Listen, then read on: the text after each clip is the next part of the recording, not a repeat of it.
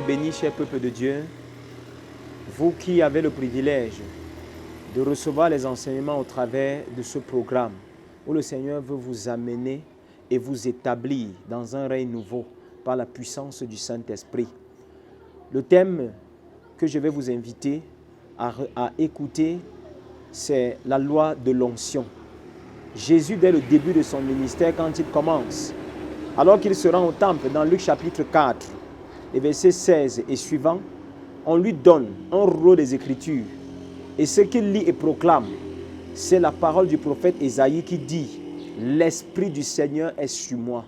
Jésus, pour commencer son ministère, a eu besoin d'être oint et d'être mis à part par le Seigneur. L'onction, depuis l'Ancien jusqu'au Nouveau Testament, c'est ce qui a distingué les hommes. C'est ce qui a rendu les hommes capables de faire de grandes choses pour Dieu. L'onction, c'est le revêtement de puissance que le Saint-Esprit vous donne pour accomplir dans le surnaturel, pour effectuer et opérer dans le surnaturel. Quel que soit le domaine dans lequel vous voulez agir avec Dieu, vous avez besoin d'onction. Si dans l'Ancien Testament, pour que les hommes soient consacrés, prophètes, prêtres, ils avaient besoin d'onction. Dans la Nouvelle Alliance, pour que l'Église soit puissante, efficace et impacte en leur temps, ils ont eu besoin d'onction. C'est ce qui s'est produit dans la chambre haute, dans Actes des Apôtres chapitre 2, quand le Saint-Esprit est descendu sur eux. Par ce programme, je vais t'inviter, bien-aimé, à comprendre que tu as besoin d'onction.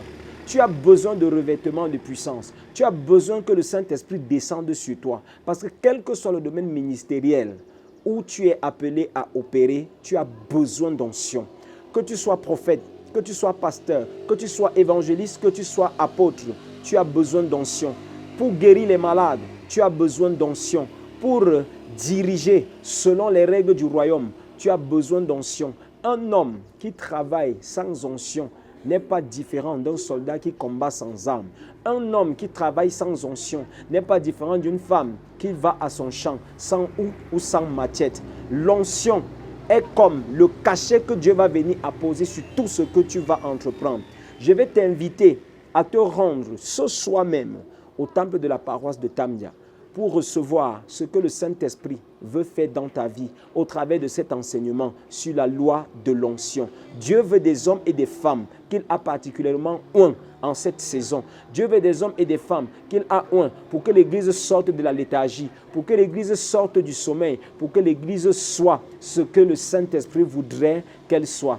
Alors mon frère, alors ma soeur, je t'invite à venir. Dieu a disposé tellement de choses pour toi. Il y a des personnes que Dieu va oindre pour des prophéties. Il y a des personnes que Dieu va oindre pour porter la bonne nouvelle. Il y a des personnes que Dieu va oindre pour encadrer son peuple. Ne sois pas de ceux qui resteront à la maison, mais plutôt viens et reçois ce que le Saint-Esprit veut apposer comme cachet sur ta vie. Tu es béni au nom de Jésus-Christ. Amen.